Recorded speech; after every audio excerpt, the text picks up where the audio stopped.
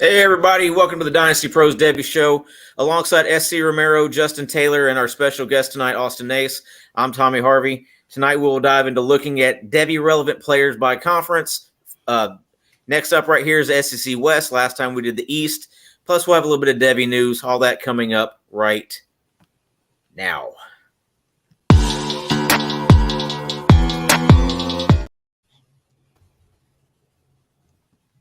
Well, that was a quick one. Do it again.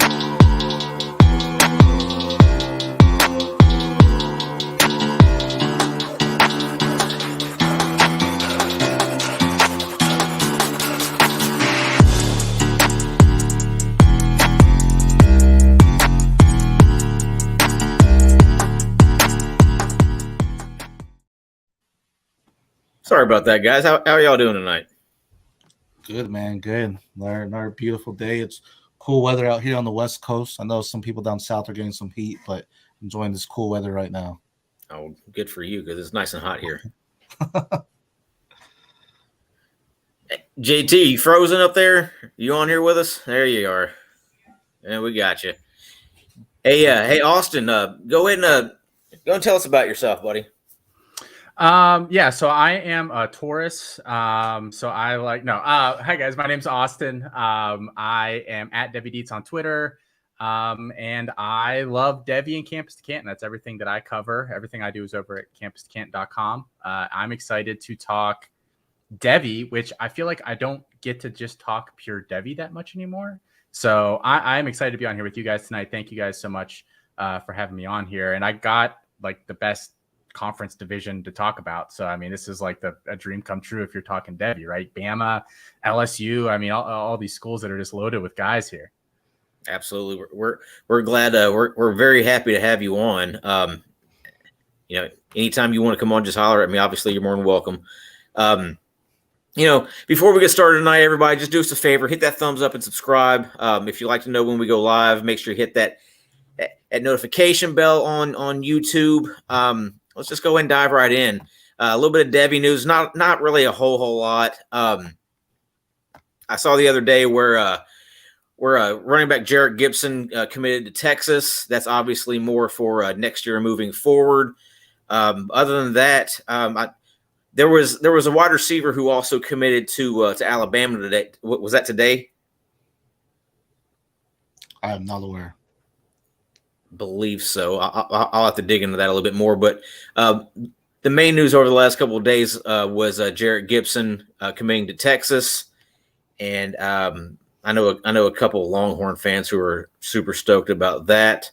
With them coming into the SEC here next year, I guess that's pretty big news.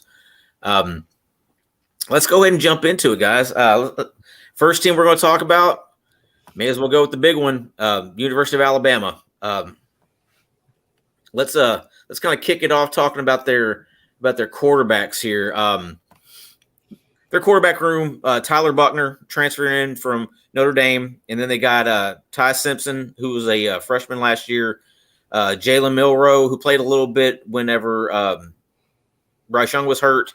And then they bring in a couple of pretty big time freshmen, Eli Holstein and Dylan Lonergan. What do you guys think about those guys? It's going to be an interesting battle in this quarterback room, because Milroe has that experience, right? He's a dual threat quarterback. He can sell a play fake. He has a good arm to make the throws. But then you have Buckner coming in that possibly will end up being that starter there, this upcoming season, just because he's more of your all-around quarterback, I feel like, for the team. I do like Ty Simpson, but, I mean, for me, Eli Holston is the big body to be watching out for. I don't think he gets necessarily the playing time right now. That's just not how Bama rolls. But I think he's their quarterback in the long term. I don't see him entering in transfer portal or anything. I think the team ends up becoming him. I mean, he's a big boy. He can make the throws, and he doesn't really fold under pressure. In a lot of tape I watched him, if the pocket's collapsing around him, he still makes the accurate throws, and that's in rain or shine. He's still making some dimes on it, and you put him in an offense like Alabama, he's only going to grow with the weapons he gets. Yeah, I like the addition of Tyler Buckner. Tommy Rees was pretty influential in bringing him in from Notre Dame. That's where obviously he came from Notre Dame as well. they're an offense that they're an offense that seems to be a little bit in flux right now. Their past several quarterbacks have been really, really good. They haven't had to really worry about it. They went from Jalen Hurts and Tua and Mac Jones to Bryce Young. Now it's like it's kind of a little bit of a situation there for them. They don't really know what they have, and I know a lot of their fans are actually really concerned about that going on right now. Hey, Austin, what do you have to say about their quarterback room? Yeah, I think they've definitely made some, bad 50-50 calls on the recruiting trail in the past couple of years. They could have had conceivably Drake May and Riley Leonard in that room, and they've kind of, chosen between two guys, chosen another guy, and it seems probably chosen incorrectly every single time. I actually don't know that I like any of these guys. I think they're just going to have to re-roll again next year. Julian Sayin they have coming in. He just won 11. I don't know that he's an upside guy, but depending on how these guys play this year in terms of, Nick Saban does not tolerate mistakes. He's not going to tolerate turnovers. And I think all these guys are players that are going to make mistakes. They're going to, make a wrong read. They're going to be running a lot more, which means they're probably a little more prone to fumbling. So I don't know that any of these guys is a long-term solution there, or at least not a guy that I love, but it is a lot of just raw athletic talent. I mean, Milroe, Holstein, Buckner, Simpson. I mean, these were dual threat kind of guys. So you can clearly see that's the direction they want to go. It just hasn't really worked out for them trying to pick and choose the right name. Yeah. Milroe is a guy who can definitely run, not a very good passer. There were times last year whenever he was filling in for Bryce Young that he would just bounce a ball, just nowhere near anybody. But then he takes off for a 70-yard touchdown run, and it's just, you're able to see what he has as an athlete. He just has to get better a lot better as a passer. I think that's where his upside will come in, because especially with the running back room they have, they might utilize that read option. So they might see a lot more of him on the field, just because you'll have the threat of the quarterback and the running backs there, right? So I think he's definitely someone to watch out for in the room, not necessarily for his passing abilities, but because he's able to fake out the defenders. Yeah. It looks like JT kind of froze out there. Hopefully he'll jump back on here in a second. Let's go and move on to running backs. That's kind of where their bread is buttered here. Jace McClellan and Roydell Williams coming back from last year's squad, as well as Jamarian Miller. Jam Miller was a pretty big time freshman recruit last year, and then now they're also bringing in an elite running back in Justice Haynes, and then another pretty good one in Richard Young. What do you guys have to say about them? Go ahead, Austin, if you start off. Yeah, we've been banging the drum pretty consistently that Jace McClellan might be the most underrated running back in college this year, in terms of the fact that there's a legit chance he's a top 50 pick in this year's NFL draft. And I don't think that people are really baking that into his value. I see him going after quite a few running backs that I don't know that he necessarily has any business going after. We know that he's a 3-down guy. They tried to use him as a receiving back his freshman year before he got hurt, and he would look very competent doing that. He's not Jahmyr Gibbs as a receiver, but he could be a Najee Harris-esque kind of guy where, dump off screens, kind of close to the line of scrimmage, low A-dot type of stuff is really where he's going to thrive. Coming out of high school, he was the best spark athlete in the class at the position. He's over 210 pounds. He's playing for a premier program that we just talked about how bad their quarterback room is. They might run the ball more this year than they have in the past. So he's going to get a chance to showcase kind of what he can do. I really, really would not be surprised if coming out of this year, scouts are talking about him as an early second round kind of guy. And we see him automatically as like a top 10-ish dynasty back as soon as he comes in, depending on his landing spot. Sure. I like that. I agree. The thing is, I think last year he had like 13 receptions for over 150 yards or something like that. So, it's interesting to see how he can be used, because Was it he wasn't getting as many opportunities to catch the ball, or he just gets the big play abilities, to have that many receptions and get over 10 yards a carry, with it after the catch. But also bringing in those rookie running backs. We were talking about Georgia last time, how they just have that cycle, just constantly bringing in people at that running back position. And Alabama's another team that does that. Justin Haynes and Richard Young, 2 out of the top 5, I believe, athletes or running backs coming into this year's class, and they got them both. So it's going to be interesting to see how they're going to do that, because I do believe it's McKellen's spot to be taken. But both these guys are a threat to come in and take some reps from him as well. So it'll be interesting to see. I like them more in the running back room behind McKellen, but with them being rookies or freshmen, you may see them redshirt, and that's totally okay in an Alabama offense. You can take a step back, relax, get to learn it, and then boom out your next year. But both those running backs are amazing, and I'm excited to see what they can bring to the table. Well, I definitely see Jay Young being that RB1 there. Let's not forget about Jamarian Miller. He was a high 4-star running back coming in last year. Has a ton of talent. Alabama loves to stack talent there at running back as well. So I mean, they're constantly rolling guys over. So I mean, you're going to see McClellan. You're going to see maybe a little bit of Roydell Williams, kind of as that banger type of guy, and then you're gonna see Jam Miller, and you're going to see some Justice Haynes. I really believe that Richard Young kind of may be buried a little bit there on the depth chart. With those freshmen coming in, we liked Jam Miller last year. I liked Jam Miller last year. It wouldn't shock me if we see him kind of go the Jerome Ford route with his career, where maybe, Haynes looked good in spring. I think he's going to have a hard time they're going to have a hard time keeping him off the field long term. I could see Miller transferring, down. Everywhere's down from Alabama. There's really no lateral there. Moving down a half a step or a step and being very productive at another school, getting to the NFL. And Jerome Ford went in the 5th round, but he has value now. I mean, he's probably the backup running back on the Browns. If something happens to Nick Chubb, I mean, that's a very valuable player. So I think that's a very realistic career path for Jam Miller. And honestly, I think Roydell Williams could be the kind of guy that just is like a Jamal Williams occasionally, where he's just annoying in the NFL because he steals touchdowns. I mean, I legitimately think all 5 of those guys are probably NFL running backs, as long as there's no injuries, knock on wood. I really, really do. Yeah, as long as Jam Miller doesn't go to SMU and turn into Kamar Wheaton, right? I think there's other issues with Kamar Wheaton that we haven't had to get into on this show. But yeah, I mean, just go someplace where you're going to, if that's, you got to make that transfer count. Some of these guys, I think they're a little flippant with where they end up choosing. Yeah, I actually really like Trey Sanders' landing spot, though. I thought that was a pretty smart choice of him. And so I know we've talked about our Dynasty Pros trade calculator that's now on the site. I put in, it has Devy in there and, IDP and stuff, but I put in a Devy trade that we calculated as fair. And that was for if you go and get Justin Haynes and Richard Young and you trade away David Montgomery and Mike Williams. Now, to me, both those guys are value of this season, right? Quentin Johnston's there to possibly take over the Mike Williams role. David Montgomery, he has Jamar Gibbs to worry about now, but they might have value this season. So it could be a time to trade now for them, but get some younger running backs in the future that have some high value. What do y'all think about the trade like that? I actually kind of like it.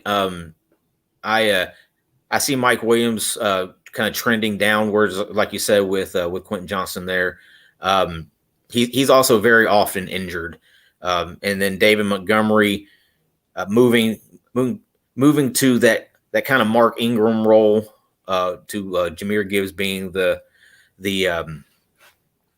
Alvin Kamara type guy there for the Lions. Now, obviously Ingram had a lot of value there with the Saints. But so, I mean, they may be able to catch lightning in a bottle twice. I just think it's going to be more Gibbs centric than anything there. I think it's an upside move because you're taking the freshmen before they pop, right? You're taking them before they have relevance in the college career. So it's a risk, but it's one of those, it could be a high risk, high reward kind of move in the future, Sure. Yeah, and absolutely. I think Haynes, the nice thing about a player like Haynes is that we're going to see just enough of him this year where we get excited, but he's not going to have enough opportunity to blow it and hurt his stock. I think he's a perfect, you're just investing in him. He's going to stay the same price, or he's probably going to increase in price even if he does nothing over the course of the offseason. And then if you want to sell him again next offseason as he steps into a role for a better player than David Montgomery or Mike Williams, who are both, as you guys said, probably descending assets. And that's the kind of guy that I like to invest in these kinds of leagues, especially Devy, where it's not like a C2C where, you know, these guys are getting you points. You know, they're just sitting there looking at you. So anything I can do to not lose value is honestly just as important, if not more important, than gaining a bunch of value. Yeah. So he's really that, you know, kind of just one of those premium stocks that never really drops in price. You invest early, just sit there, and then you can sell them off later if you really, really want to. Yeah, I've got Haynes as my RB2 in this class. So that's a lot of value to get for guys like David Montgomery and Mike Williams, I think. Yeah. Agreed. Let's move on to wide receiver here. They have a really loaded wide receiver room. I just don't think any of these guys are just dynamite, outstanding prospects. I think Malik Benson could be. You know, I think guys like Jalen Hale could be. Isaiah Bond, you know, looks like something also. But I've seen enough of Ja'Cory Brooks. I've seen enough of Jermaine Burton to kind of know that they're not really big time NFL prospects. What do you guys think? I agree. This has been a kind of a flux year for Alabama. You know, y'all mentioned with the quarterback room, but now even going into their wide receivers, you know, from years past, you know, we had guys like your Jameson Williams come out, you know, and it's someone that can explode the offense and take them off the top, or he just has some good route running skills. And it's hard, you know, it's hard seeing these guys because is it their lack of talent or is it the lack of a quarterback play, you know? And that's something we'll find out this year to really be about it, because Bryce Young did great, right, with them. But I think it was more Bryce Young making the wide receivers look great than the wide receivers actually being great. So Ja'Cory Brooks, I'm excited to see what he can actually do, because this is, I think, the next step for him, right? So he can definitely raise his draft stock. He had a good QBR rating last year when he was being targeted of over 120. I think it was 124 or something like that. And, you know, Kendrick Law, Isaiah Bond, Saz Preston, all some young guys coming in as well that I think all have different relevancy on the offense. So it will be interesting because I don't necessarily think they're all on the field at the same time, but when they're on the field at their separate times, you're going to see different wide receiver skills, whether it's taking it over the top, whether it's crisp route running, whether it's just showing your playmaking ability in the middle. They all have something different to bring to the table. So it's going to be a fun offense to dissect as we progress, because one of them is got to take that step to say, hey, I'm the alpha.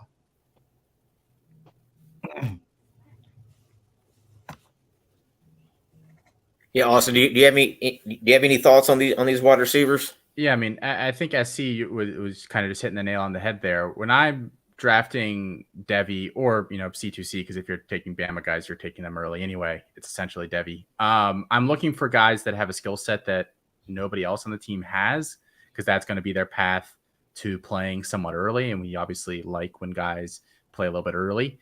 And when I look at this room, the only guys that stand out to me in terms of like really unique skill sets are Bond and Benson. I think there's a lot of overlap between like Jalen Hale and Shaz Preston. Prentice is kind of a low A dot, not great yards after the catch, like not a great combination there. We, like you said, we have in Burton and Brooks. So I think just looking at Bond, who's a speedy guy, and then Malik Benson as well, who kind of is kind of a little bit of a do everything guy. I think those two stand out the most. It seems like they got the most buzz at a camp this year. I'm not sure. Like, everything just goes back to the quarterback situation here. You know, it makes the running backs look more appealing. They're going to get more touches. If none of these quarterbacks step up, none of these wide receivers are super appealing. So we're really depending a lot on Buckner as somebody to do something this year. Right. But if I'm betting on it, I'm betting Bond or I'm betting Benson, and then everybody else, I will let somebody else roster personally. Yeah. Bond to me, in my opinion, kind of seems like what they wanted JoJo Earl to be. You know, a guy who can stretch the field, has good hands, can also take that kind of underneath screen and go with it. He's just going to burn you to death. So I kind of get the feeling he's what they wanted JoJo Earl to be. And of course, Earl is now at TCU. So, hey JT, good to have you back. You get your connection figured out? Yeah, sorry about that, man. My computer just got wonky on me. My internet just was dropping like mad. I had Twitter set, so I'm back in. Hopefully, I'm good, guys. Let me know if I start falling behind again. But yeah, I think I'm good to go now. Okay, good deal. All right, we're moving on to the Alabama tight ends here. On their, their room with guys who are somewhat relevant. You got CJ Dupree, the tight end transfer from Maryland, Amari Niblack, and then Ty Lockwood, the incoming freshman. What are you guys seeing out of these three guys? We have a lot of skill groups to talk about, so I'll keep it short. Not interested. I got you. I was going to say the same thing. It's just Alabama, they're just never really using their tight ends much. So you just never know what these guys are actually going to be able to do until, honestly, I feel like you get to the NFL level and somebody takes a chance on them and they get in the right system.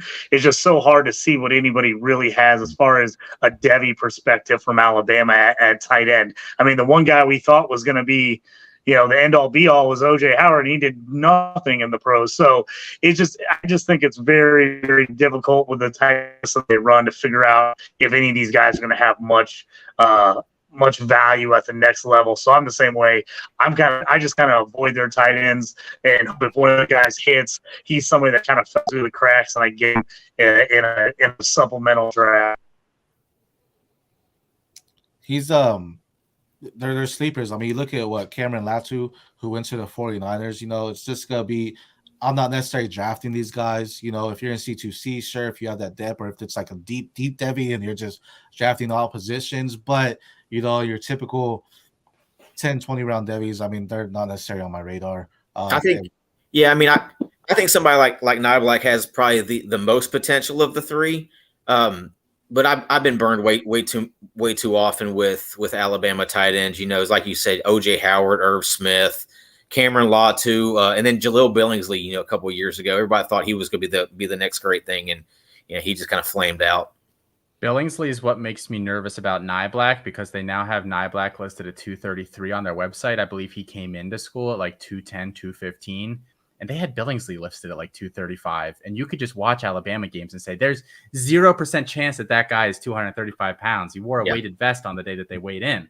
And I want to see Niblack now before I make that same call. But they're fooling me again. There's no chance he's 233. Right. All right. Let's move on to our next school, Arkansas. They got a big time running back prospect. Obviously, we all know about him, Raheem Sanders. But we're going to start off talking about their quarterbacks. Quarterback room: KJ Jefferson, Jacoby Criswell, Malachi Singleton. I think I like Jacoby Criswell more as a Devy asset more than KJ Jefferson. What do you guys think? I think this is KJ Jefferson's year to, if he's not making it after a couple games, they're bringing in someone else. I think this is years to elevate and just show he can take full control of this team, even with Raheem Sanders, because it's going to run through him, right? But, just to take that next step in the quarterback position. I like yours as well, but, I definitely think it's KJ Jefferson's spot to be taken. Devy prospect, I mean, he's not one of my top QBs I'm looking at. Again, a deep one, I might take it, but the pride and joy here is Raheem Sanders, with the offense. Well, Criswell took Drake May to the limit in fall camp last year as far as that QB competition. He almost beat him out. So I think that there's a lot of talent with Criswell. He obviously transferred away from North Carolina into another situation where he's also going to be the backup, which doesn't make any sense to me. He should have gone somewhere where he'd have been the day one starter. But I think Criswell has the most potential of that group. I mean, I'm hearing some buzz about Jefferson, some people really liking him, but I just feel like he's going to have a really, really good year to jump in NFL minds. I don't see a lot of buzz on the NFL side for him. I know people like him in college, and I've seen some people like, hey, could he be possibly a Cam Newton type? I just think he's going to have to make a major jump this year in college to get that Devy NFL hype. I think he's a good player. I definitely like him in C2C or CFF leagues for sure. But I just think you're going to have to see an all-world season out of him. I don't know if Arkansas has that in them, but I think you're going to have him have just a monster year to really jump up Devy board. If I'm taking him in the Devy draft, it's maybe because I'm swinging for the fences late and he's kind of falling. I hope he has that big year, but I wouldn't be taking him, counting on him that he's going to be, a first or a second round pick next year, and he's going to be a guy that I'm going to be plugging in on my NFL roster anytime soon. I'll hand it to Arkansas. I think they bring in a very intriguing type of athlete at virtually every position. If you look at the guys that they're usually recruiting and look at the three quarterbacks we mentioned here, I mean, Jefferson Singleton, who was, for all intents and purposes, a running back in high school for much of the time with how they used him. And then Criswell is fairly athletic as well. I don't believe in any of these guys, quite frankly. I think this offense might take a step forward with Criswell. I don't think he's as good of a player as Jefferson, but I do think he can do quarterback things within structure a little better than Jefferson can. So I'm interested when they finally make that transition, what that looks like. But Jefferson can play 2 more years if he wants it. Like there's a non-zero chance that he's there for 2 more years, and they continue to run him out there. So I'm probably avoiding like the plague, but I do think, I mean, Jefferson, he's probably the closest like mover to Cam Newton. Like if you overlaid them, they run very, very similarly. It's kind of eerie at times. Not nearly the arm strength though. No. All right, well, let's move on to their running backs, because here's the main event for them. Raheem Sanders obviously is the guy there. Rashad Dubinion and Isaiah Augustave, they're also there. Outside of Sanders, which we all know Sanders is potentially RB1, potentially. What do you have to say about these other 2 guys? Man, I didn't know much about Isaiah Gustave, at first until we had the associate. And I looked at his tape, man. This kid is fast, like really fast, So it's going to be interesting to see him in there. And I think that's really a guy to look forward to outside of Raheem. I mean, to me, Raheem's the RB1 in your Devy board right now. I think he's just a strong runner. I've been on him for the past couple of years. But, what's behind him is interesting. Rashad Dubinion, also a great running back. He's just not as explosive as I saw with Isaiah, but he's smart. It looks like he's patient with his runners, sees where the block is, and then makes the moves to get to that hole. Where Isaiah, I mean, he's just going to beat you with that speed. He's just going to run straight up the middle and he's gone. You blink and he's done. But I think, Raheem's he's the main target. He's going to get all the carries, bury any setback or anything from him. But I do like what they're building, but it'll be hard to replace Raheem once he's gone. Yeah, most definitely. Sanders is a lot of people's RB1. He's my RB1 in Devy also. There's just so much value there with him. You're probably looking at taking him within the first, I don't know, 4 or 5 picks in the startup Devy draft. So that's really all that needs to be said about their running back room. I think after he's gone, they're going to kind of have to go after somebody else, try to bring in some talent there. Wide receivers, I don't like what they have.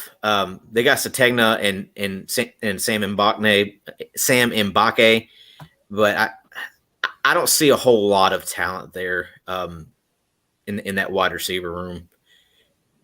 I like Sategna. I was interested. I thought he might get a little more run last year as a freshman, and then didn't. I wasn't sure. I can't remember if he was banged up at all. But he's a guy going in this year that, he put up crazy numbers in high school. I think he maybe led the nation in average yards per game. It was some crazy stat like that. But I'm really interested in him. He was kind of a hot name coming out last year as a freshman, and I've kind of seen him dipped. I haven't seen many people talking about him as much this year as last year. So if I'm going to buy on him, this is probably when I'm doing it, just because so many people are pumped about the new freshman class. There are some other freshman wideout that kind of hit decently last year, and he's a guy that kind of got forgotten in the mix.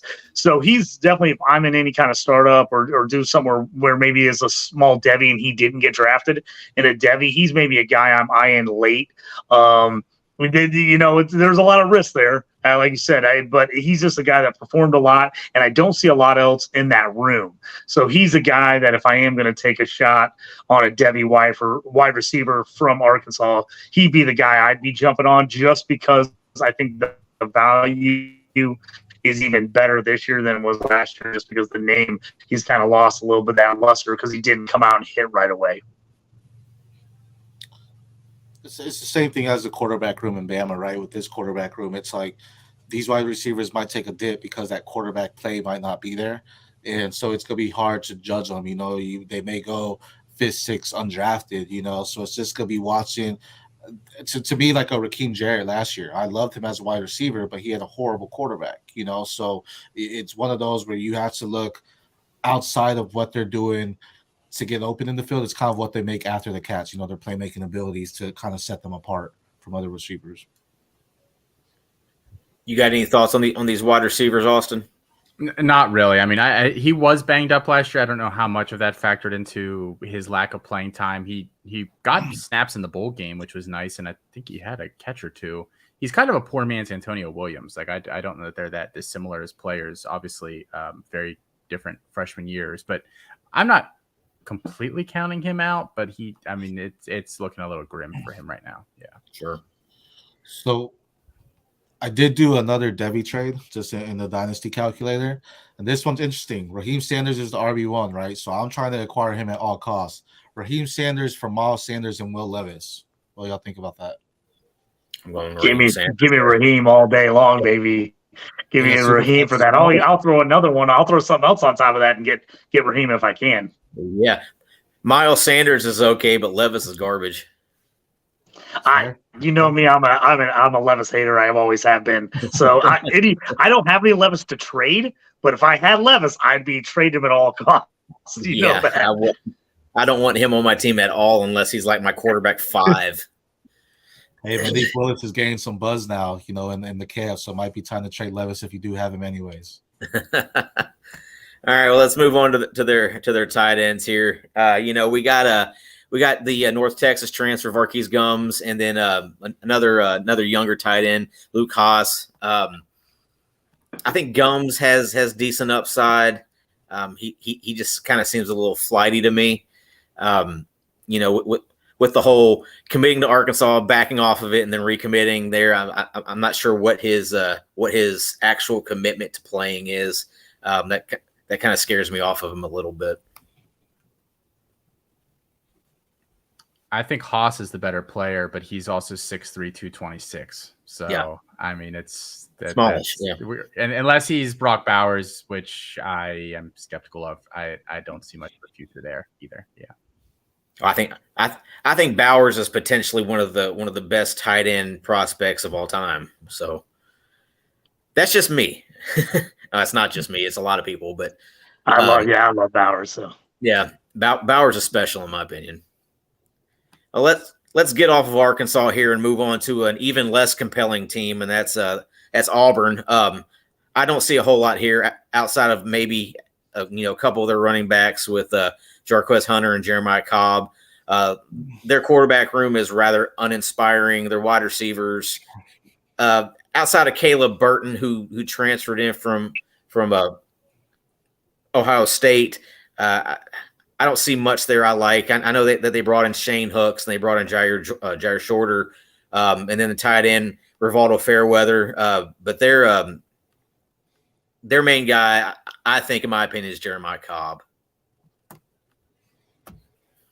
I mean, I'm not sure why Caleb Burton transferred here. It threw me way off. I'm like, so I understand wanting to play, but then he goes to a place with like some of the worst quarterback play. And recently, Peyton Thorne transfers there, and He wasn't good where he was at before, even though he was starting. I don't want anybody on this team, most likely. I mean, if I had to take a Devy, because we're just taking Devy guys, I mean, Hunter's probably playable. Cobb maybe in a C2C, format CFF, but like, man, I don't want anything to do with this Auburn offense. It scares me. I just don't think they're going to be very good this year. I don't like most of these guys, and I just think it's going to be tough for them to perform to get good value, at least as far as Devy's concerned. Hugh Freeze has a lot of work to do there. Yeah. I literally I don't want to use the word hate. I really don't value any of the players that are listed here. And it's not like I have a list of guys to replace them with that are better. The only guy that I think, Damari Alston, is probably, I think, factors in at running back, especially if Jarquez Hunter is suspended or gone, as seems like could be a possibility. Go Google it. I'm not talking about it here. But I don't like any of the rest of these guys at all. Burton can't stay healthy. Battie is like 165 soaking wet. I think Cobb has some real deficiencies in his game in terms of being able to actually rush between the tackles. I don't like any of these guys. So we'll see what they bring in 2024. They have got Walker White as a quarterback coming in. I think he's a good Hugh Freeze QB. I don't know. Auburn's going to be bad. Auburn and Florida, their two teams are just going to be bad this year in the SEC. What do you think about your boy Jared Palmgren pitching Riley Leonard transferring to Auburn the other day on his podcast? I heard that, and I was like, I mean, is it a better situation than Duke? If you're staying somewhere 4 years, might as well just take the Duke degree, Yeah. Like I don't know that it's closer to home, which is cool. But no, I wouldn't sign anybody up for that. Maybe somebody my worst enemy, but nobody else, I don't think. Yeah, at this point, I mean, stay at Duke. I think he's got a better shot at Duke. And actually, I think he's probably helps him that, Daniel Jones is in the league and they've actually had some pretty good QB play the last couple of years. I'd rather be on a Duke team that is surprisingly decent than a really bad Auburn team. So I wouldn't suggest that move for him at all. I'd rather be a surprise threat on a Duke team that is, people are happy that they go over 500, and as opposed to an Auburn team who's going to probably get worked most of the season. Well, especially going, if he were to transfer to Auburn, he would get pretty exposed in the SEC, whereas the ACC is a pretty bad conference. A lot of bad defenses there. He can kind of take advantage of that. SEC is a whole different animal, though. These are definitely guys I'd rather take the dart throws on C2C leagues than I will on Devy leagues. It's like your Jarquez Hunter, he averages over 6 yards per carry last 2 seasons. He'll get you some points in C2C. But as far as Devy, right now, I don't see any NFL promise in anybody. So it's not so I'm avoiding Auburn, as a whole. Yep. Unless Caleb Burton comes out and says, hey, I got drafted selected to Ohio State for a reason. I'm a top receiver. Maybe, but I don't see it happening right now. Sure. All right, let's move off Auburn and their dregs there. Let's move on to another big time program, LSU. I actually really like where LSU is as far as talent. Jaden Daniels he's an improving quarterback. Garrett Nussmeier, I think, probably has better NFL value. And then you got freshman Ricky Collins coming in. What do you guys think about those quarterbacks? I'll jump in. I think, Daniels, obviously C2C CFF is a better play. I just watching his tape, seeing him, I just don't see where he fits in an NFL offense. To me, I just don't love him. Like I said, I think Nussmeier might have a better, heavy outlook than Daniels. I just don't see it with Daniels. I think he's going to be a solid college quarterback, but I just don't see the appeal at the NFL level at all for him. Yeah. It's one of those where the quarterbacks I feel have the talent around them. So, it's one of those don't get fooled, right, by thinking, oh, this is a great quarterback just because the wide receivers are making the plays, and I think that's going to be very important, especially for a team like LSU. If they have success, right, you always talk up the quarterback and, oh, they're doing this great thing. But is it actually him doing these great things, or is it just these wide receivers making these great catches, or this running back just catching a screenplay or anything like that. So I like them, like JT said, maybe in a C2C, but Devy, I think they're the tricksters. They're the guys that they might look good, but it's really in reality just the weapons around them. He was really appealing after his freshman year because he was really aggressive downfield, and he completed a decent percentage of them. So it was kind of one of those, well, if he can figure out how to do some of the other things, I like that aggressiveness. And he just really has never figured it out. His accuracy on a lot of those timing routes, especially stuff to kind of the perimeter that isn't deep, isn't like a bucket shot. You've really got to fire it in there on deeper outs and stuff. He just can't hit those, and he struggles with timing on some interior stuff. And if you're late on that, I mean, it's going the other way for 6. So yeah, I really thought that there could be something there. Jaden Rashada actually reminds me a lot of him, so I'm really interested to see what he does at Arizona State over the next couple of years. But it's one of those where they have to make that jump really, but the second or third year, and he did not, unfortunately, make it. I like Nussmeier a lot, actually. I just have him stashed like everywhere. I think he's going to be a really, really good player. But yeah, he was really from all reports, he was really, really good at the Manning Passing Academy this past week. So I think he's going to fit perfectly what they want too. Like they're going to be a good team this year because Daniels can run, but they're going to unleash Nussmeier the year after that. And don't be surprised if they are averaging 35 a game the following year through the air, like basically all through the air. Cause I think Nussmeier can drive that kind of an offense, and I don't think they have a guy there, especially if Neighbors leaves on the boundary, but they've got a bunch of guys that are okay that I think can all chip in. Well, I think on the boundary, Shelton Sampson Jr. can end up being that guy. He's kind of that long, lanky guy who's able to run. Neighbors, I think is a little bit hurt because of Jalen Daniels' inability to get him the ball, and I think that really killed Bote last year too. Was the fact that Neighbors the fact that Daniels just couldn't throw him the ball. All right, their running back situation is really, kind of cluttered here. You got Noah Kane, you got John Emery Jr., and then you got a couple guys who they brought in. They brought in Logan Diggs from Notre Dame, transfer from Notre Dame, had a really, really solid year last year as Notre Dame's number 2. And then they bring in a couple freshmen, Caleb Jackson and Trey Holly. What do you guys think about Caleb Jackson and Trey Holly there? I love Caleb Jackson. Mm-hmm. I think he's lightning to anyone's thunder. He's quick, he's efficient, he knows how to make the cuts, but he necessarily doesn't need to. He's fast, he's agile, he has good footwork to adjust accordingly to see the holes with some good vision, whether it's behind the line or going to the outside and bursting off with his speed. So I think he's the running back I want to look at right now when I'm trying to acquire some Devy assets. Logan Diggs is nice. I think this is an opportunity for him to possibly get the starting gig and be the head honcho here.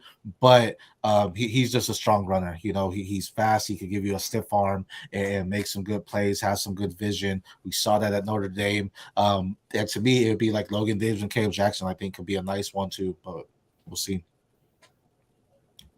Yeah, I'm a big Caleb Jackson guy. I like him. If I'm going Devy, just straight Devy, I probably want to take the chance on Jackson first. I think Diggs could be solid. I mean, they've produced really good running backs over the years, LSU has, and it has some just decent guys in their systems. I'm just not sure what I see him at the next level. But I like Caleb Jackson. Like you said, I like his speed, the way they're getting guys involved. They can figure out a way to get him involved a little bit in the passing game, kind of show get some of that speed on the outside. I like him. So he's probably the Devy asset I'm looking at the most in that backfield. I agree, but mark my words, if Logan Diggs is healthy all year, he runs for at least 1,100 yards at LSU. I agree. I don't even know if that's a hot take. Jared he came back from shoulder injury last year and still ran for 850. Like, I think he's just a good player. Yeah. Jared kind of called me out the other night on the on the best ball draft, asking my my thought process on taking Diggs in the 10th round. And I was like, well, he had a really good year last year. He was probably Notre Dame's best running back, and he transfers to a place that needs a number 1 running back. So I think he's going to have a really big year.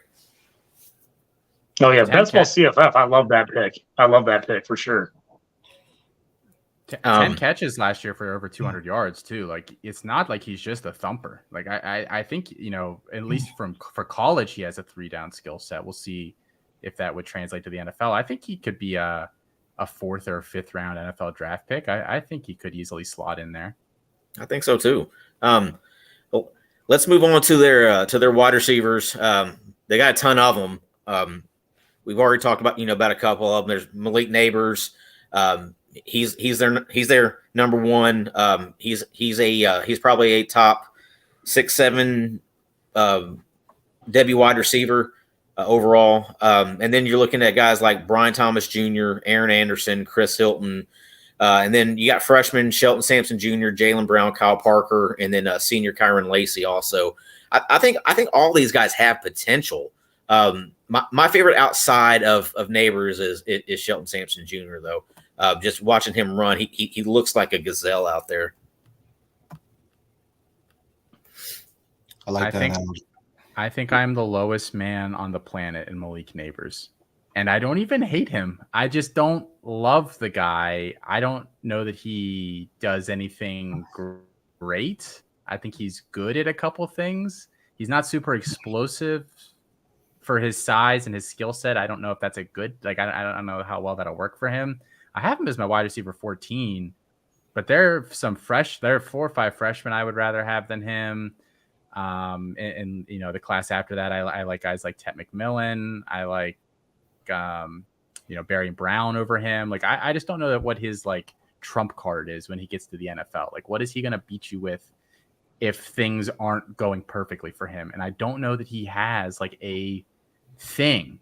So I'm a little skeptical on Neighbors. I really, really am. I think if you have him, I think he's definitely a sell, because I think you can sell him for a pretty hefty amount right now. I think you could get a legit NFL starting wide receiver from a guy trying to rebuild. Yeah, you probably could. I have him as my wide receiver 8 in my rankings. And in this class, in this class, I have him as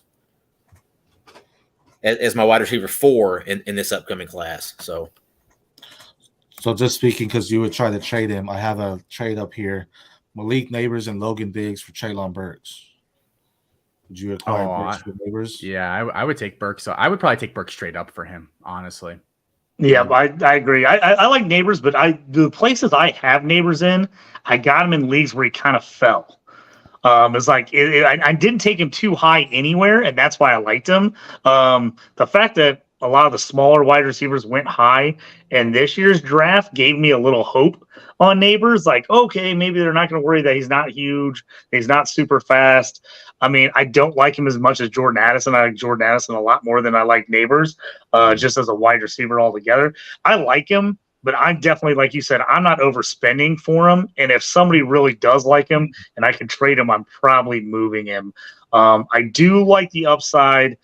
Daniels does make me worry what his NFL draft stock will be, is what kind of season he has. And again, I don't think he's that guy that's going to blow people away at the combine. So if he doesn't have a big season and then has an okay combine, what is that going to look like for him and his draft stock?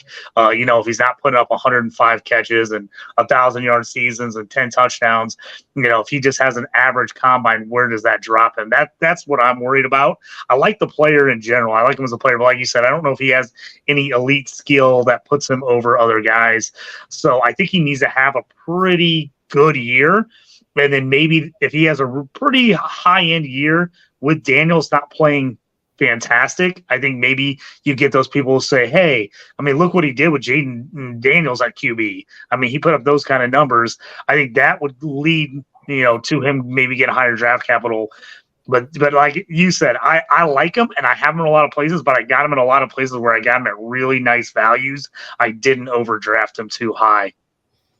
Yeah, I think it's hard. I mean, because LSU is used to be one of the premier wide receiver colleges. You got Jefferson and Chase coming out, and now we're getting a bunch of guys where it's like, okay, not everyone is these 2 elite guys, right? And now we have to adjust them to say, okay, now look at this wide receiver room, and we have to do a little bit more digging to see what they can bring to the table, because both those guys were just phenomenal athletes when they came out and everyone was high on them. Maybe not as much as Justin Jefferson, but he took the lead by storm. So now we have to say, okay, is Neighbors really going to be an alpha? Is he going to take that next step? And it could be the quarterback value that kind of dips him. But at the same time, this is his chance to make the play because it's not all about the quarterback. It's going to be about the receivers there as well. Well, this is kind of me taking a victory lap here. I actually had Justin Jefferson as my wide receiver 1 in that draft. So, Nice. Nice. I don't think many people did, but I did. Matter of fact, we were doing a bunch of mock drafts that year, and me and Bob Miller, JT and SC know him. We were talking about it, and I specifically told him, I said, all these guys are good. Jerry Jeudy's okay, he's good. But Justin Jefferson is the best wide receiver in this draft. Little victory lap there. I will take that all day. I wish you would have told me that before my rookie drafts that year. That's for sure. I went back and looked at some of those rookie drafts this last year. They popped up on my memories on my phone, and I'm like, man, I blew some picks that I could have had Justin Jefferson, and then I totally ignored him for Jerry Jeudy and other guys. And I'm like, oh, that one hurts. That one hurts bad. Can Sampson be the wide receiver 1 in his class, to talk about another guy other than Neighbors? I mean, I know, Tommy, you were saying you like him. I like him. There's a ton of other freshman wide receivers in this class that I like better than him. Freshman, as far as this freshman class, I've got Sampson as the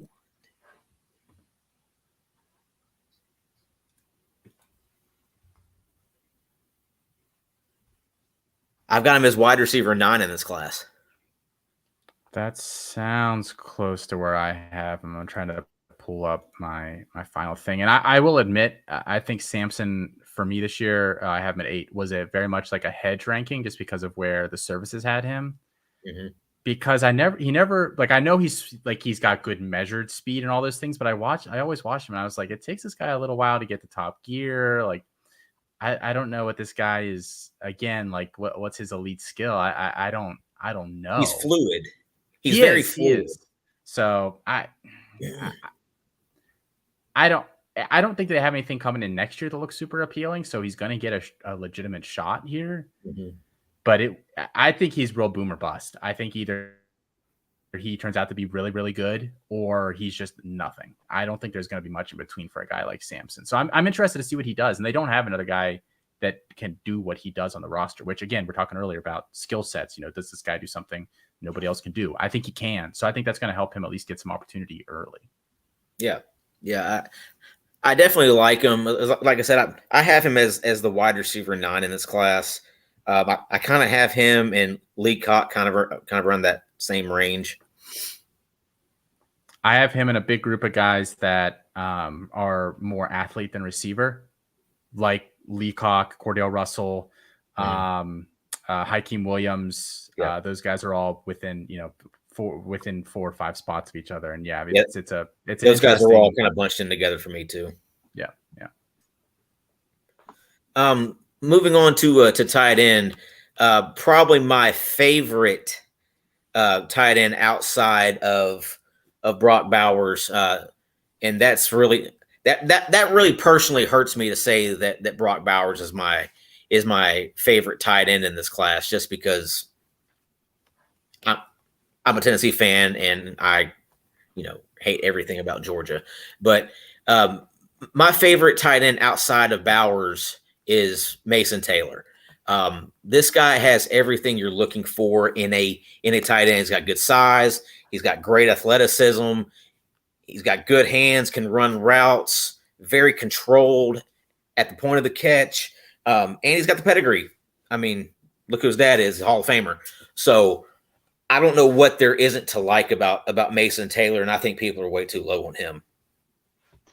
Tommy, I think this is a guy me and you, I think, are in agreement in. I love Mason Taylor as well. He's the guy that I'm grabbing everywhere behind Bowers.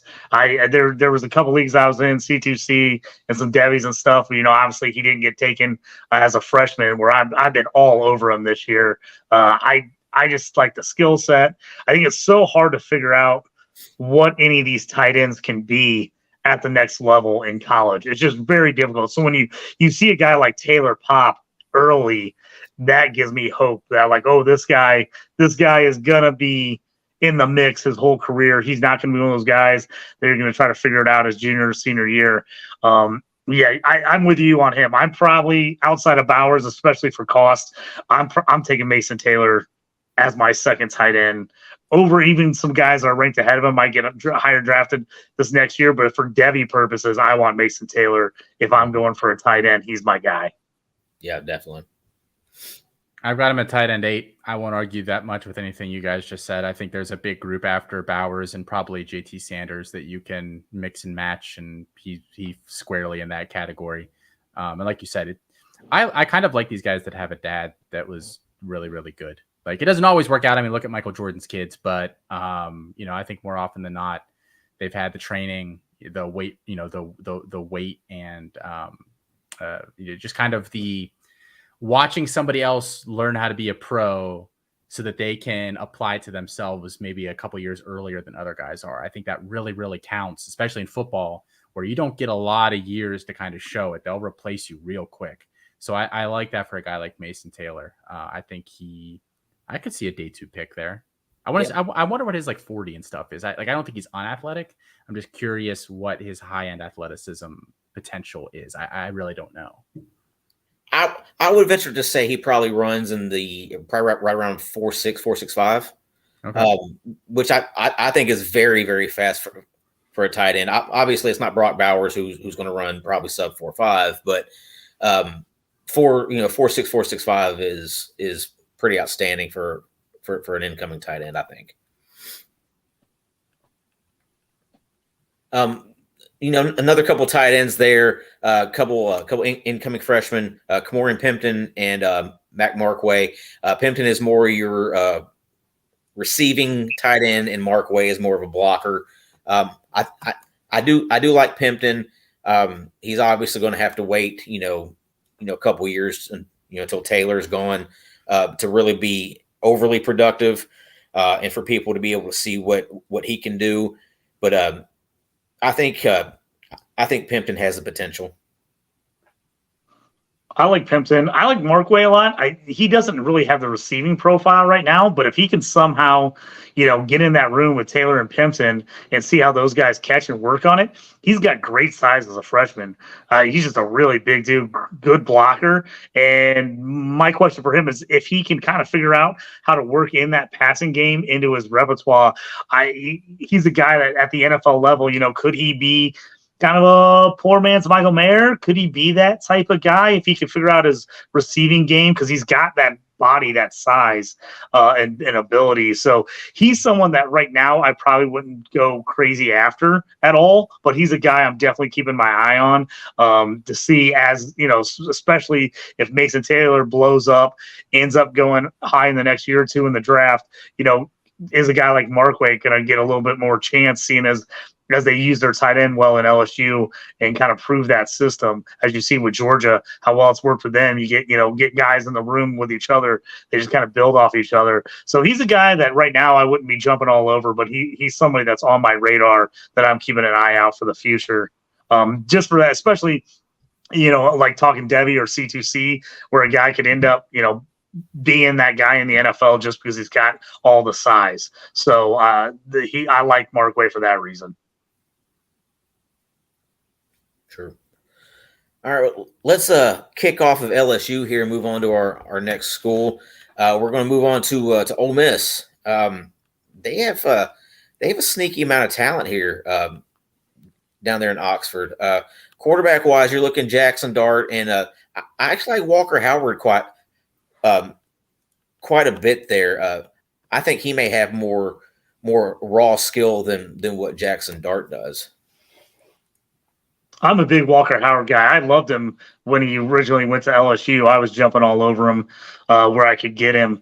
I was a little surprised to see him up and just transfer to. I mean, I figured if he was going to transfer, he transferred somewhere where he thought he'd have a chance to start right away. Obviously, going to Ole Miss with Jackson Dart there doesn't really give him a great shot to start this year. But if he can hold on one more year and possibly win the job next year, I actually like Walker Howard a lot. I think he's got a lot of skill. I like him on Ole Miss.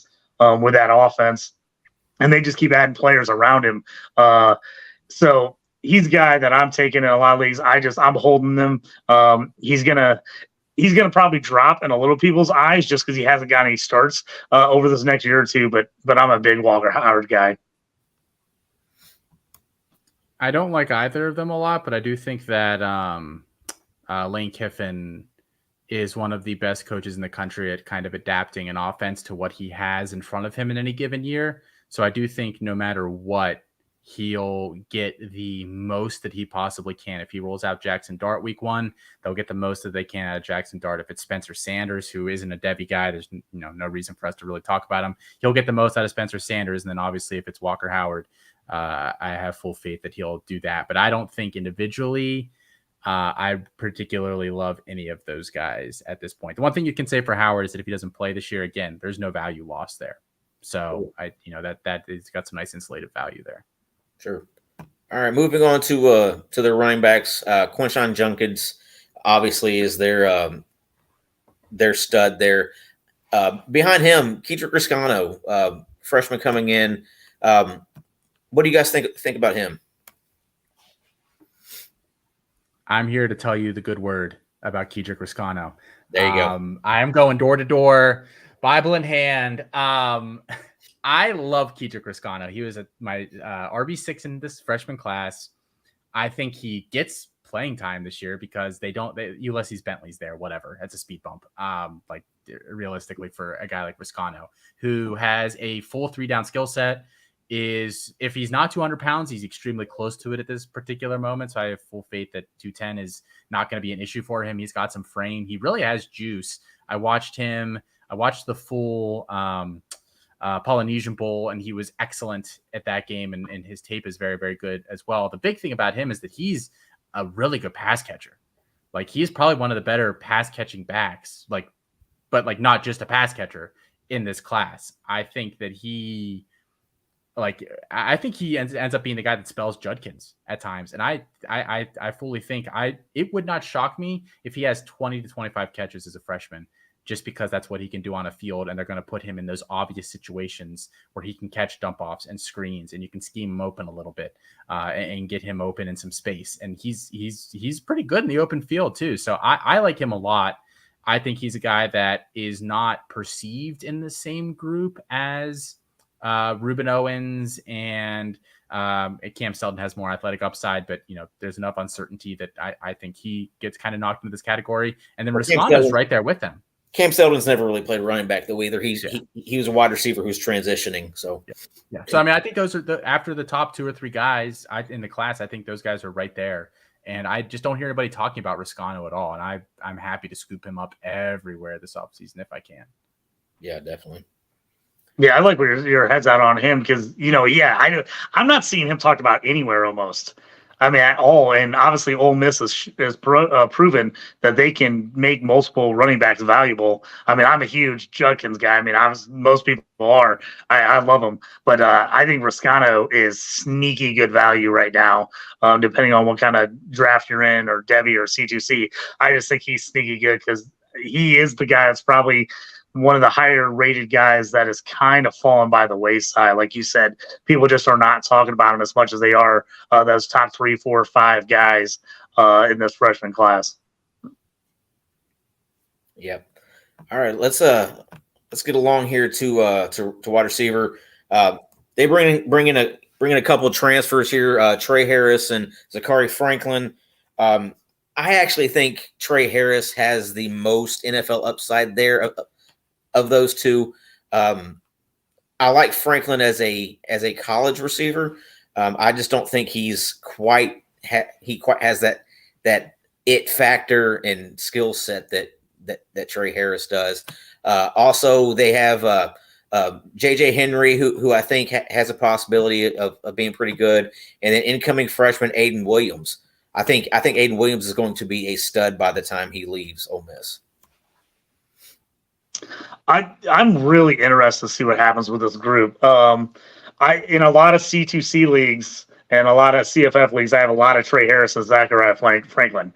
And just really interesting because we've seen some of these guys who've gone from kind of the lower level up on the transfers and kind of proven themselves and raised their draft stock. And we've seen a lot of guys get buried.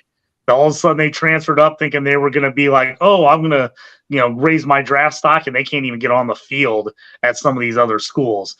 So I think it's going to be really interesting to see if these guys can separate themselves at all as far as Devy's concerned. I think they're going to have good seasons as far as CFF or C2C. I like having both of them on my team. But as far as Devy's is concerned, you've heard their names, but it hasn't been, people aren't like talking about them as like, oh, first, second, third round picks. They're like, yeah, maybe they're a fourth, fifth, sixth rounder. It'll be really interesting in this offense just because it can be a really powerful offense if Jackson Dart can pull it all together this year. It'll be interesting to see how these guys make that transition. I'm here for it. I'm definitely going to keep an eye on both these guys because they could shoot up Devy draft boards. But yeah, you're definitely, if you're jumping into a Devy and taking them now, there's a lot of risk there, a lot of risk to see if they can produce at the level they did it at some smaller schools. But I'm definitely interested in seeing if they both can make that transition.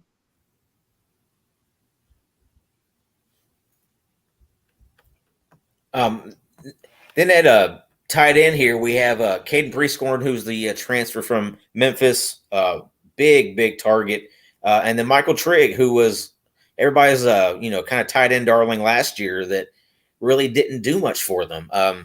He's done a lot in their spring games, but when it comes to actually putting it together on the field, regular season, in game, he just didn't do much last year. What do you guys think about these two guys? 5 words for you: Michael Trigg, post-hype sleeper. Maybe. I do. I mean, he's athletic. He hasn't lost that part of it that we liked. Sure. I think he got injured early last year, which is kind of what set him off on the wrong foot. So I don't play like really any deep Devy, like to the point where I'm really considering tight end at all. It's just it's generally not a format that I get into too much. But in a C2C, I think Trigg went from being a 3rd or 4th round startup pick last year to a guy that's going round 10 plus. Mm-hmm. And really, the situation hasn't changed. I mean, they brought in Prieskorn, but we could see some 2 tight end stuff out of Ole Miss this year. And nothing's really happened to Trigg. So I think that he's a wise investment in deeper formats. Because I think if somebody has him, they're really disappointed in him, and they're probably selling him cheap, and you can draft him pretty cheap this year. Yeah. I mean, there may be even people who completely dropped him off their roster. If they're, say they can only have, 10 guys on their Devy roster, they may have already dropped him. Yeah. If you're in the C2C where, most likely you're not going to get a lot of points out of your tight end anyway, unless you have one of the absolute top guys like a Bowers.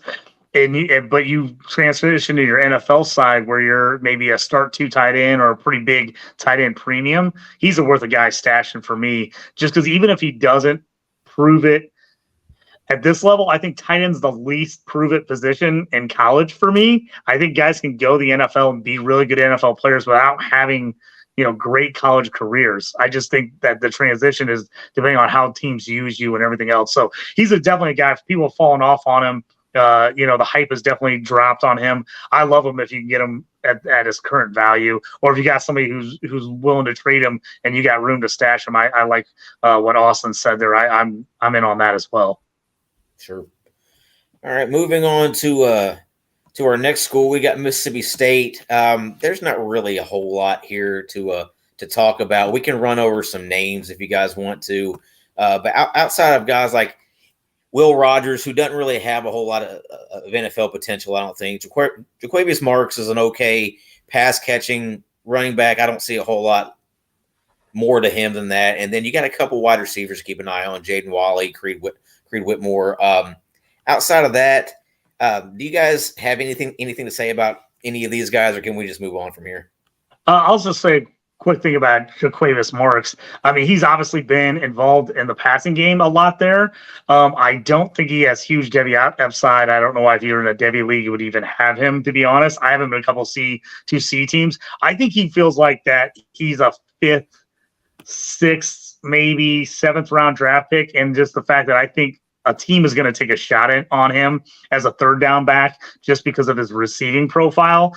I don't think he ever is a starting running back in the NFL by any means, but could he kind of be a poor man's Neon Hines?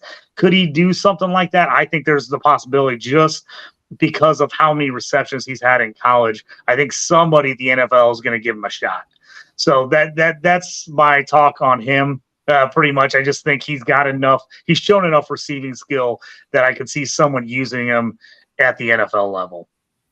The big problem is we don't know what this offense is going to look like at all this year. Right. You know, making such probably it seems like a huge shift from everything Mike Leach did to whatever. It sounds like it's going to be a little more run heavy. So it's just tough to invest in something when you have really no idea what it was. And the former offense was so, I don't want to call it gimmicky, but kind of specific in terms of what it was asking players to do within it, that we don't know if they can do anything else. So it just makes it really, really difficult to even feel like, is Will Rogers even a good quarterback? Like he was pretty good at running the air raid. Does that mean he's a good quarterback outside of that? We haven't seen a lot of those guys really function outside of that. So I feel bad for everybody involved with Mississippi State's program because you kind of were building up something and now you're just like, there's no real replacement. Yeah. You have to just totally switch gears, and that really sets you back a couple of years from where you thought you were headed. I actually thought when all that was happening that Tyson Helton would have been the natural call. And when he wasn't, and then they went with Zach Arnett, that was kind of like, what are they doing? You know, looking at Will Rogers, you know, I mentioned Tyson Helton. I kind of see Will Rogers as being Austin Reed. You know, I think Austin Reed probably has a little bit bigger arm, but at the same time, I mean, Will Rogers is about 1,000 yards away from breaking the SEC career yardage record. So, I mean, he's a good quarterback. I don't think he has much of an NFL future, though. Yeah, just to quickly go down Mark's numbers. And again, maybe they don't throw in the ball, but the guy had 60 catches for 268, 83 for 502, and 48 for 288. So he's caught a ton of passes. But again, is that because of the system they set him up in? You know, it's going to be interesting. I think somebody takes a shot on him. But again, in a Devy, I'm not taking him in a Devy draft. But it'll just be interesting to see because of that receiving profile. And he's run for, you know, 312, 416, and 582 in his 3 years. So he's been putting up, you know, close to 1,000 yards total, you know, per season, anywhere from 800 to 1,000 yards. So he's a guy I'm interested, but obviously that would be a late draft pick. You know, someone I'm throwing a dart at in a rookie draft next year, probably. And unless you're just in the deepest of deep Devy leagues, you know, yeah, I don't think you'd have a Devy shot. But if you're looking for a late guy that might end up on a team as a 3rd down back, he would be the one guy I'd keep an eye on. Sure. All right, let's move on to our final team of the evening. We got the Texas A&M Aggies. I think that they have quite a bit of talent here. You're looking at quarterback Connor Wigman is a pretty big time Devy asset. Reuben Owens and Le'Veon Moss at running back, and then you know you got Evan Stewart there at wide receiver, who most people love also. What do you guys think about A&M's team? I really like Connor Wegman. Actually, I have him as my QB7 in my Devy rankings, above Cade Klubnik, just because I think he has a few more tools than Klubnik does. I am really hoping that I don't know if unleash is the right word, but kind of take some of the training wheels off and let Wegman, you just kind of throw him out there and just let him kind of work himself out of trouble. You know, he's pretty good in and out of structure. So, you know, don't be afraid to run some RPO stuff and roll him out and just kind of, you know, let him buy some time at times. I I think there's a legit chance that after this year, we're talking about him as a top 5 quarterback in college football. And quite frankly, I think A&M needs him to be. If he's mediocre, I think they're in for another long year, because I think the running backs are all kind of a year away. And the wide receivers outside of Stewart all really kind of do the same exact thing, which they're really hurting without Chris Marshall, who I think was kind of the only boundary big bodied guy that they could really depend on that team. So I really want to see what Weigman does this year. I think that if he is good, A&M wins 9 or 10 games. If he is average or below average, they're winning 6 or 7 again. And I think it's that simple for them. Yeah. I've got Weigman as my QB 20 in Devy right now, and a lot of that was just because how bad he looked last year. I was expecting a little bit more from him, and when he didn't produce, then it kind of left a sour taste in my mouth a little bit. Bringing in Bobby Petrino, though, maybe that puts a little bit of a spark in that offense, and Connor Weigman can show his potential. You mentioned Chris Marshall. I was going to put him in that Ole Miss group, but of course, he's been kicked off. He's been kicked off that team, dismissed out of the program there too. So that kind of spelled the end right there with Chris Marshall for me. I don't see him ever getting another shot. That's 2 schools in 2 years who have told him bye. But as far as A&M goes, you got Weigman, Reuben Owens. I like. He is my he's my RB3 in this freshman class. And then at wide receiver, it's Evan Stewart. I think Anaya Smith could do something. He's kind of a gadget guy. I think he may have a little bit of a future in the NFL. And then tight end, Donovan Green's okay. Jake Johnson's okay. It's just a lot of okay there. Yeah, for me on Weigman, he just seems like a guy that people are really in or really out on.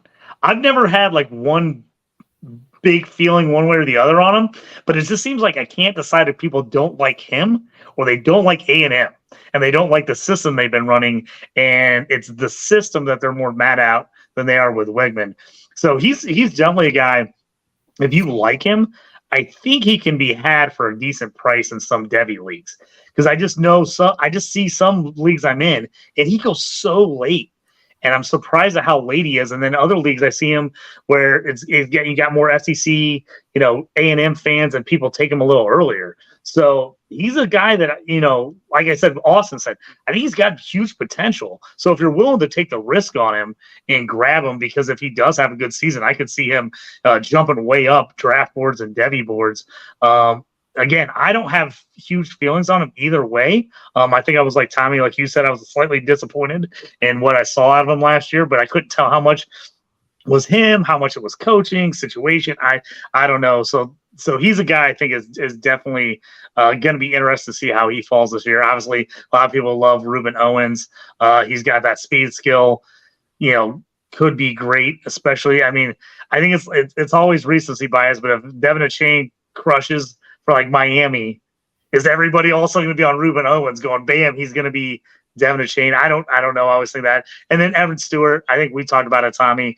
Him and Luther Burden are like in that class. Those are my guys. I think that got them right. Yeah, I got Stewart right behind Luther Burden as my guy in that class. But it'd be nice to see if this offense can finally put it together and do what you think they would do with the talent they have. But that's going to be interesting to see what happens in A&M this year. Sure. The risky thing about drafting a guy like Weigman is that if he's bad this year, he loses all of his value. Yeah. So exactly. I think that's what you're saying. I think it's what you want to spend on him. How much are you willing to take that chance? Because he's a guy, if he has a great year, man, you might have just won the lottery on him. But yeah, you're right. If he plays bad again, it's like he's done. That's it.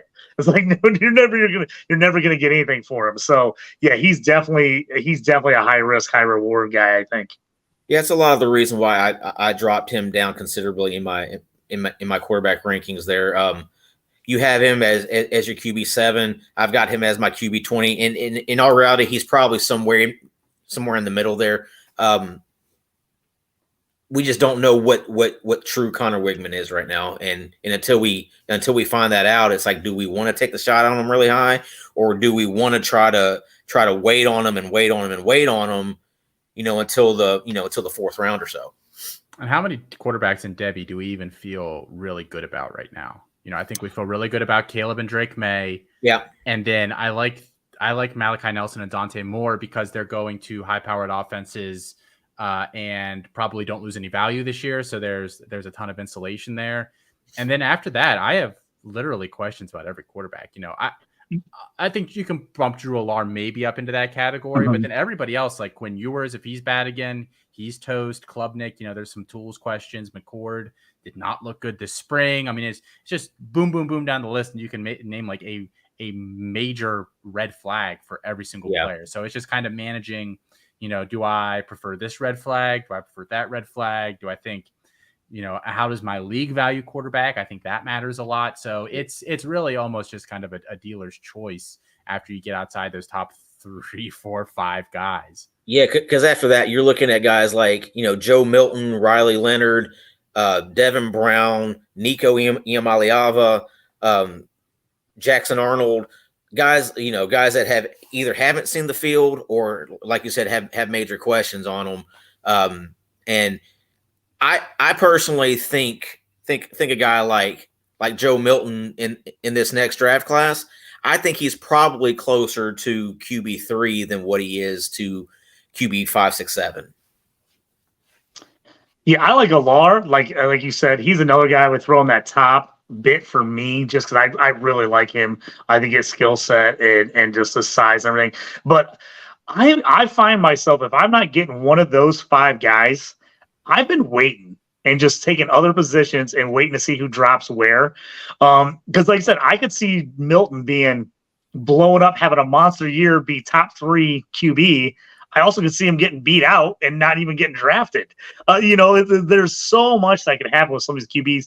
A guy I've been looking at, and I know we talked about it, Tommy, on our QB show, but sure, Sanders from Colorado is a guy I'm just kind of waiting to see if he drops. If somebody else takes him, then I'm like, okay, I'm not upset about it. But if he drops pretty far, I'd rather have a guy that has a couple years under his belt that has looked pretty good offense. Obviously, Colorado's probably going to be pretty bad, but they're going to, have an offense going to be on the field throwing the ball around a lot. So I'd rather take a shot on a guy like him, I think, than some of these other guys, because there is just so much. I mean, we just look back a couple years ago. Who were the guys everybody was grabbing as freshmen, sophomores, and that now are just completely off the radar, and you couldn't do anything with them.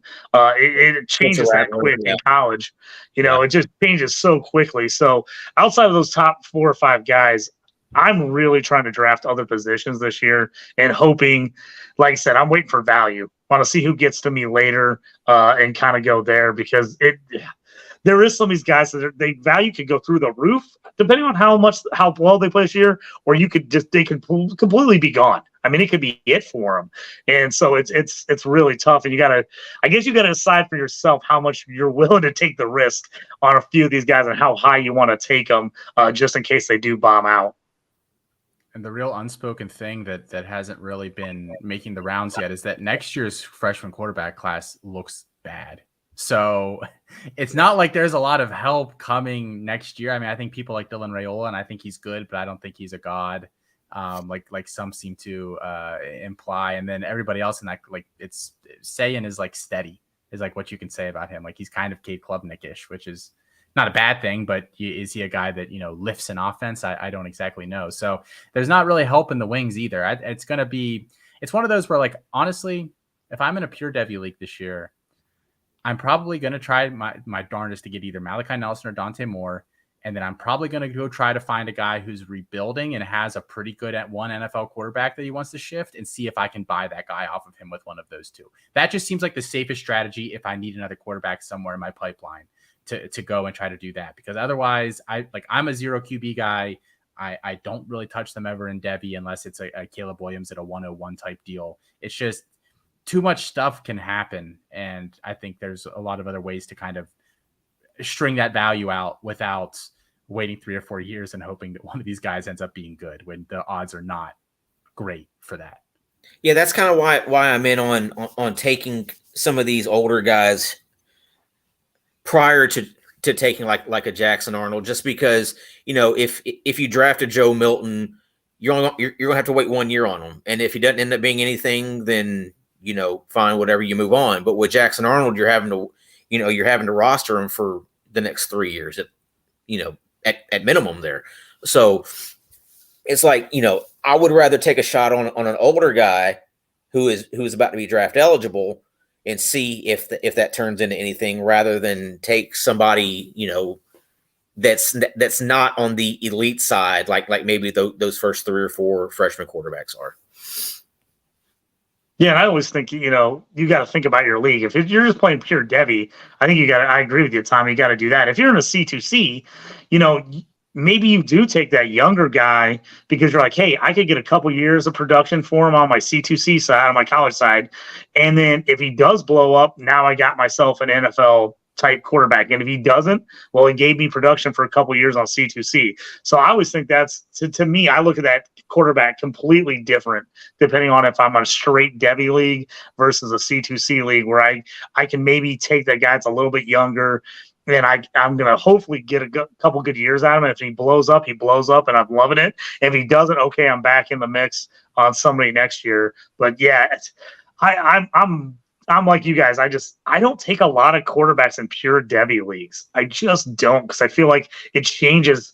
I mean, I've got teams where I look at some of the quarterbacks on my teams from 4 or 5 years ago that I took, and I'm like, what was I doing?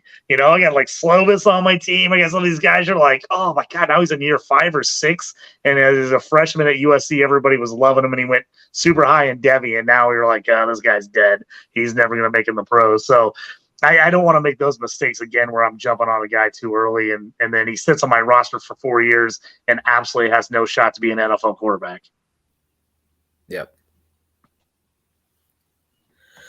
All right, guys. Well, that finishes up our teams. Do you guys have any closing words? Tell us where we're able to find you guys. Go ahead, JT. You can find me at JT Orange on Twitter. I'm always here on the Devy Show with Tommy and SC. You can find me on my podcast, The Stew with JT Brew, on the Devy Pros football channel. So I'm on that YouTube channel. You guys can always search me up on there. Do IDP, Dynasty rankings, Devy, a little bit of everything. So I always tell people, if you hit me up with questions about anything, I play in every type of league you can think of for the most part. So, but yeah, hit me up there, JT Orange on Twitter, and then make sure you check out the Dynasty Pros Football website where you can find my podcasts, the ones I'm on, and also all the ones I guest on. And I'm also on the Commissioner Evaluation podcast with John McGlynn on the P2W network. I co-host that show. And I am Austin Nace at Devy Dietz. Everything I do at campus2canton.com. I host our C2C show every week. I do Devy Debate. And other than that, I mean, yeah, just go YouTube podcast, go check them out. I think we probably have something for anybody who's interested in college football in some shape or form.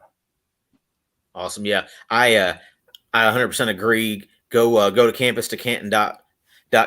Check them out. They have a lot of great stuff there. A lot of great guys over there too. And I didn't mention earlier, SC had to dip out. I believe he had to take his wife to work. He's on the West Coast, so it's a little bit earlier there. So that's going to end it for tonight's show. For more content, head on over to dynastyprosfootball.com. Thanks for tuning in, guys. If you haven't done so already, hit that thumbs up and subscribe. For the departed SC already, for JT and for Austin, I'm Tommy. We'll see you guys next time.